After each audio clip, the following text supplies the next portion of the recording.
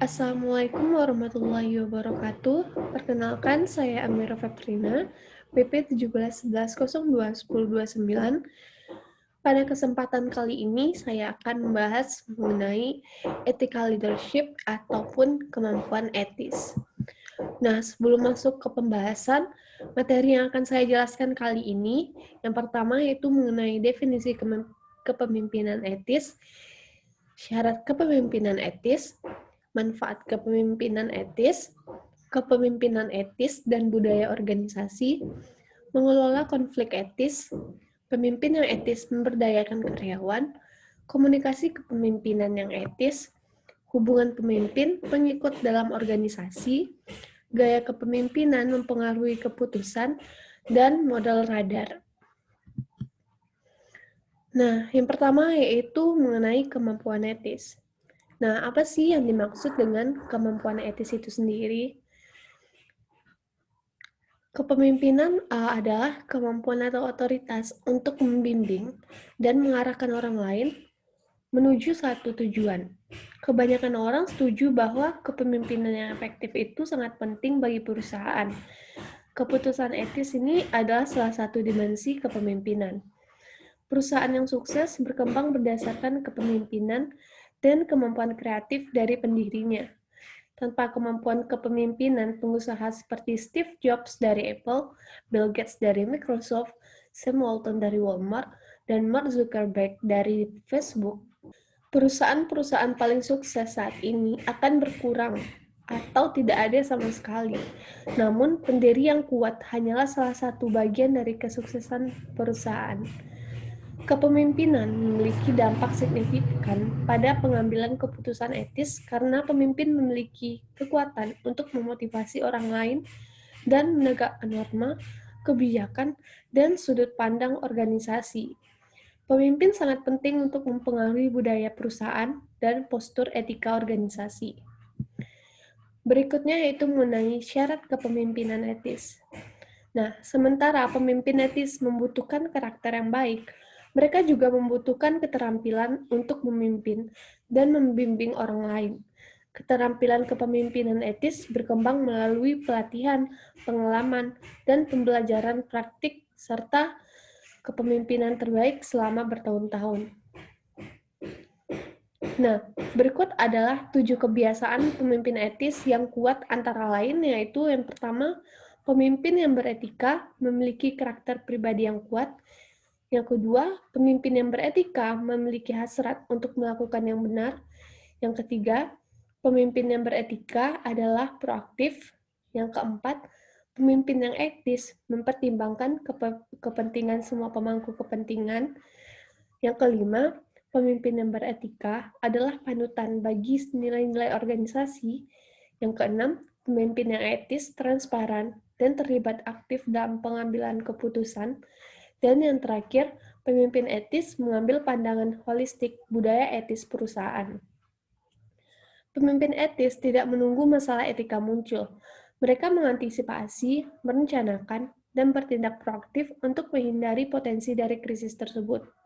Salah satu cara untuk menjadi proaktif adalah dengan mengambil peran kepemimpinan dalam mengembangkan program efektif yang memberikan bimbingan dan dukungan kepada karyawan untuk membuat pilihan yang lebih etis. Nah, berikutnya yaitu mengenai manfaat kepemimpinan etis. Kepemimpinan etis menciptakan banyak manfaat bagi sebuah organisasi. Yang paling penting itu, kepemimpinan etis memiliki dampak langsung pada budaya organisasi. Misalnya yaitu, pemimpin etis itu mengkomunikasikan dan memantau nilai-nilai organisasi, memastikan bahwa karyawan memahami tujuan dan keyakinan perusahaan. Mereka juga memberikan motivasi budaya untuk perilaku etis seperti sistem penghargaan untuk perilaku etis dan pengambilan keputusan. Penguatan ini berkorelasi positif dengan pola perilaku karyawan yang etis. Nah, kepemimpinan yang etis juga dapat menyebabkan kepuasan karyawan dan komitmen karyawan yang lebih tinggi. Penelitian menunjukkan bahwa karyawan suka bekerja untuk perusahaan yang beretika dan cenderung tidak meninggalkan organisasi yang beretika. Nah, Para pemimpin etis umumnya mengadopsi salah satu dari dua pendekatan kepemimpinan. Yang pertama yaitu pendekatan berbasis kepatuhan atau pendekatan berbasis integritas. Nah, para pemimpin yang mengadopsi pendekatan berbasis kepatuhan ini menekankan kepatuhan pada aturan dan peraturan, serta menetapkan proses untuk memastikan kepatuhan. Pendekatan semacam itu mencegah perilaku ilegal dan menekankan budaya penghindaran. Pendekatan berbasis integritas memandang etika sebagai peluang untuk menerapkan nilai-nilai inti. Pemimpin yang mengadopsi pendekatan berbasis integritas bertanggung jawab atas budaya etis perusahaan dan meminta pertanggungjawaban karyawan untuk mempraktikkan perilaku etis dan praktik inti. Pendekatan berbasis integritas biasanya melibatkan chief officer, manajer sumber daya manusia, dan komite anggota dewan dengan program etika dan kepatuhan. Jenis pendekatan ini tidak hanya memberdayakan karyawan, tetapi membantu mereka mengintegrasikan nilai-nilai dan prinsip-prinsip etika yang ditetapkan oleh perusahaan. Nah, ingat, bisnis itu tidak statis, namun bisnis itu adalah dinamis. Meskipun tampaknya pendekatan berbasis integritas ini lebih disukai, banyak pemimpin etis menggunakan kombinasi dari kedua pendekatan tersebut. Tanpa kepatuhan terhadap hukum dan aturan dasar, serta peraturan yang telah ditetapkan perusahaan dan industri, sebuah organisasi itu tidak akan bertahan dalam jangka panjang. Cara lain untuk mengklasifikasikan tipe pemimpin mencakup kategori berikut. Yang pertama yaitu pemimpin yang tidak etis, yang kedua pemimpin yang apatis, dan pemimpin yang etis. Nah, masing-masing tipe ini mempengaruhi perkembangan budaya organisasi, baik positif maupun negatif. Sementara, peneliti ini menggunakan tipologi klasifikasi ini dengan kenyataannya adalah bahwa setiap tipe pemimpin berada pada sebuah kontinum ataupun garis dan bukan sebuah kontak. Nah, peneliti menggunakan klasifikasi ini untuk menganalisis tipe pemimpin yang paling diinginkan. Pemimpin yang tidak etis biasanya egosentris dan sering melakukan apa saja untuk mencapai tujuan organisasi dan dirinya sendiri. Pemimpin yang tidak etis menganggap kode etik, peraturan kepatuhan, dan standar industri sebagai opsional. Nah, tipe lain dari pemimpin yang tidak etis dikenal sebagai pemimpin psikopat atau psikopat korporat. Para pemimpin ini dicirikan memiliki persona yang dangkal, tidak memiliki hati nurani, harga diri yang muluk-muluk, sedikit ataupun tidak ada simpati, dan senang melanggar aturan.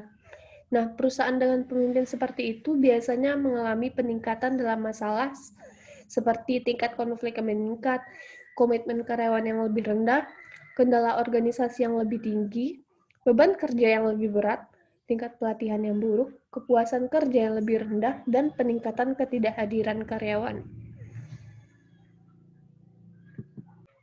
Yang berikutnya yaitu mengenai mengelola konflik etis. Nah, konflik etika terjadi ketika ada dua atau lebih posisi pada keputusan etis. Nah, kadang-kadang konflik etika ini muncul karena karyawan merasa tidak nyaman dengan keputusan mereka sendiri atau rekan kerja mereka.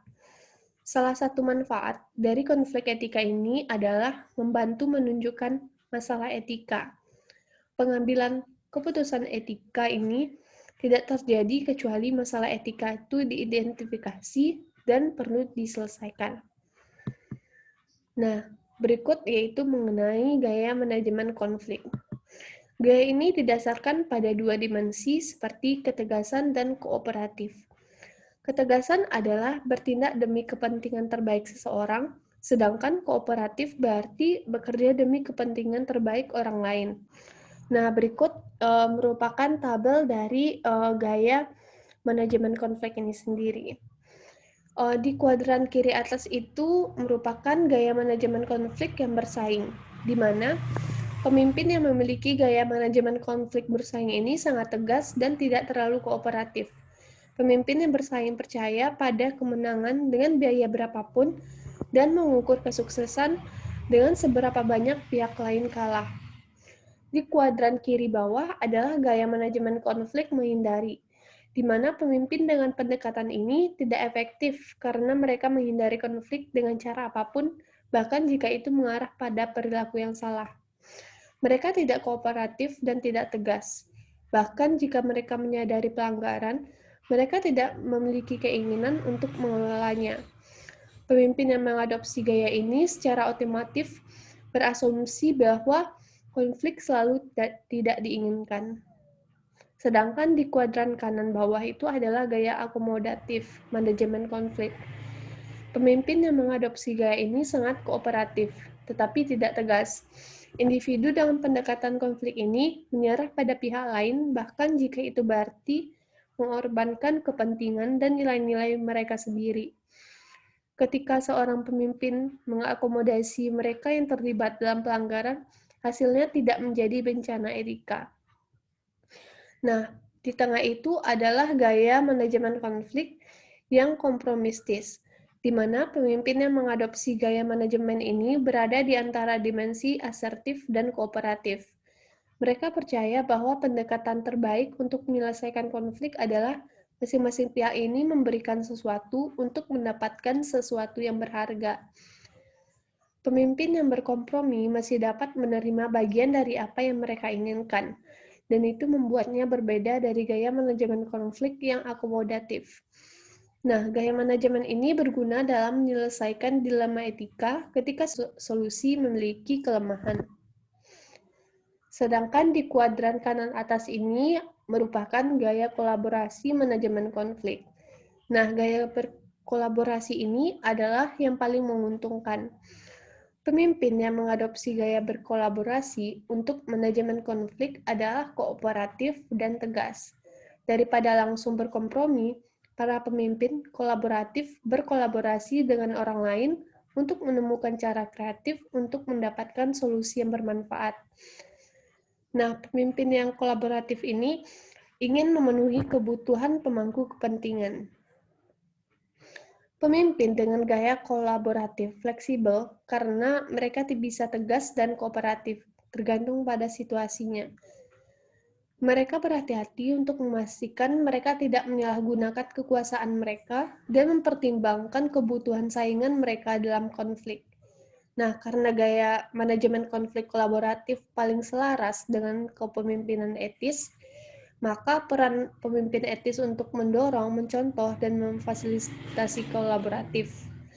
Nah, gaya kolaboratif ini sendiri bekerja sangat baik di area abu-abu yang membutuhkan kebutuhan untuk mendengarkan, belajar, dan berbagi dalam menghasilkan solusi yang terbaik. Di mana pemimpin yang etis juga harus memiliki kemampuan untuk mengidentifikasi gaya konflik orang lain. Nah, memahami bagaimana pemangku kepentingan lain mengelola konflik dapat membantu pemimpin etis ini menentukan apakah gaya mereka sendiri harus disesuaikan. Ini adalah jantung dari kepemimpinan etis ini sendiri. Mengamati dan memahami gaya manajemen konflik orang lain adalah penting dalam membuat keputusan yang terbaik. Selanjutnya itu pemimpin yang etis memberdayakan karyawan. Pemimpin etis dalam suatu organisasi tidak dapat membuat setiap keputusan etis sendiri. Faktanya, banyak dari keputusan sehari-hari tidak akan dibuat oleh manajemen, tetapi oleh karyawan. Karyawan terus-menerus menghadapi tekanan dan peluang organisasi di tempat kerja untuk terlibat dalam perilaku etis atau pelanggaran. Nah, pemberdayaan karyawan merupakan komponen penting dari budaya organisasi berbasis nilai. Budaya berbasis nilai ini mendorong karyawan untuk mengungkapkan keprihatinan, mengemukakan masalah etika, dan mengambil pendekatan proaktif untuk menyelesaikan konflik. Organisasi semakin menyadari keuntungan memberdayakan karyawan untuk menjadi pemimpin yang etis. Misalnya, pada manajer di supermarket Wegmans menyatakan bahwa rahasia keberhasilannya adalah pemberdayaan karyawan. Wegmans memberi karyawan kesempatan untuk membuat keputusan tentang cara terbaik untuk memenuhi kebutuhan pelanggan. Nah, pemberdayaan ini meningkatkan kepuasan karyawan dan juga membuat Wegmans terkenal dengan layanan pelanggan yang patut dicontoh. Namun masih ada ketidaksepakatan antara pimpinan perusahaan dan karyawan mengenai proses ini diterapkan. Nah, berikutnya itu komunikasi kepemimpinan etis, di mana cara seorang pemimpin etis berkomunikasi dengan karyawan memiliki dampak yang sangat besar pada budaya etik perusahaan. Berikut menjelaskan beberapa cara para pemimpin dapat menggunakan komunikasi untuk meningkatkan keterampilan kepemimpinan mereka. Yang pertama, lakukan percakapan sulit yang sudah lama ingin Anda lakukan, termasuk memberitahu orang lain apa yang mereka butuhkan dan belum tentu ingin didengarkan. Dan yang kedua, berhenti berbicara dan lebih banyak mendengarkan. Yang ketiga, angkat telepon atau berjalan menyusuri lorong untuk benar-benar berbicara dengan seseorang daripada mengandalkan email yang lebih impersonal. Yang keempat, komunikasikan kabar buruk dengan cara yang sama dan semangat yang sama sebagai kabar yang baik. Yang kelima, bagikan umpan balik kinerja dengan orang lain secara teratur sehingga orang lain tahu bagaimana mereka dapat meningkatkan. Dan yang terakhir, bertujuan dan bijaksana dalam cara Anda berkomunikasi. Yang ketujuh, mintalah umpan balik agar Anda dapat meningkatkan keterampilan Anda. Yang kedelapan, bekerja pada titik-titik buta Anda dalam kemampuan kepemimpinan Anda. Nah, berikut merupakan kemampuan berkomunikasi kepemimpinan etis. Komunikasi dibagi menjadi 4 kategori komunikasi seperti komunikasi interpersonal, komunikasi kelompok kecil, komunikasi nonverbal, dan mendengarkan. Yang pertama yaitu komunikasi interpersonal. Komunikasi interpersonal adalah bentuk komunikasi yang paling terkenal dan terjadi ketika dua orang atau lebih berinteraksi satu sama lain. Komunikasi interpersonal memberikan kesempatan intim bagi pemimpin etis untuk menerima atau mengeluarkan informasi. Ini juga memberikan kesempatan untuk melatih karyawan ketika potensi masalah etika muncul. Komunikasi interpersonal yang penuh rasa hormat tidak melibatkan menenangkan orang lain dan tidak pernah melibatkan memaafkan kesalahan. Kolaborasi dan penilaian masalah adalah pendekatan yang baik untuk komunikasi interpersonal yang etis. Berinteraksi dengan karyawan dan memelihara hubungan yang kuat sangat penting untuk mengkomunikasikan nilai-nilai perusahaan dan secara positif mempengaruhi budaya etisnya. Pemimpin yang berusaha menjaga komunikasi interpersonal yang etis dapat menciptakan pemberdayaan karyawan sekaligus menjalankan tanggung jawabnya dalam menjalankan etika organisasi. Nah, ada keuntungan dan kerugian untuk komunikasi kelompok kecil. Kelompok kecil dapat meningkatkan kolaborasi dan menghasilkan berbagai perspektif dan pendapat yang berbeda tentang masalah tertentu.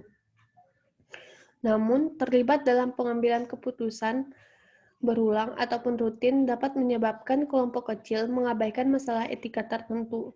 Nah, sulit untuk mengantisipasi semua akibat dari keputusan etis kelompok. Yang berikutnya yaitu komunikasi nonverbal. Komunikasi nonverbal ini adalah komunikasi yang diungkapkan melalui tindakan bahasa tubuh, ekspresi, atau bentuk komunikasi lain yang tidak tertulis ataupun lisan. Komunikasi nonverbal memberikan petunjuk utama tentang keadaan emosional individu. Nah, pemimpin etis yang mengembangkan keterampilan mendengarkan yang baik cenderung membangun kredibilitas dan kepercayaan dengan karyawan. Pemimpin yang mendorong karyawan untuk memberikan masukan dan meyakinkan mereka bahwa kekhawatiran mereka dianggap serius mendukung budaya komunikasi terbuka. Berikutnya merupakan hubungan pemimpin dan pengikut dalam komunikasi. Komunikasi sangat penting untuk mengurangi isolasi pemimpin dan menciptakan keselarasan pemimpin dan pengikut. Kesesuaian pemimpin dan pengikut ini terjadi ketika para pemimpin dan pengikut berbagi visi, harapan etis, dan tujuan yang sama untuk perusahaan. Jika pengikut merasa terputus dari pemimpin, mereka kemungkinan tidak akan berkomitmen untuk mempromosikan visi dan tujuan perusahaan. Nah, salah satu cara yang paling dapat diamati untuk mengkomunikasikan nilai-nilai etika kepada karyawan adalah melalui kode etik dan pelatihan tentang cara membuat keputusan etis. Kode etik ini memberikan pedoman penting bagi karyawan tentang bagaimana bertindak dalam situasi yang berbeda. Meskipun tidak mungkin bagi setiap kode untuk membahas setiap potensi masalah etika yang mungkin dihadapi karyawan. Kode yang efektif harus membiasakan karyawan dengan nilai-nilai perusahaan, membuat mereka sadar akan beberapa masalah etika dan hukum yang lebih umum yang mungkin akan mereka hadapi, serta memperkuat budaya perusahaan etis perusahaan. Nah, komunikasi interpersonal baik pun formal dan informal ini juga penting antara pemimpin dan pengikut. Satu survei menemukan 97% eksekutif yang disurvei percaya komunikasi yang transparan adalah metode kunci untuk membangun kepercayaan dengan karyawan. Meskipun kemungkinan akan ada perbedaan kekuasaan antara supervisor dan karyawan dalam organisasi, penting bahwa pemimpin etis berusaha untuk mengurangi perbedaan ini ketika komunikasi etis terlibat.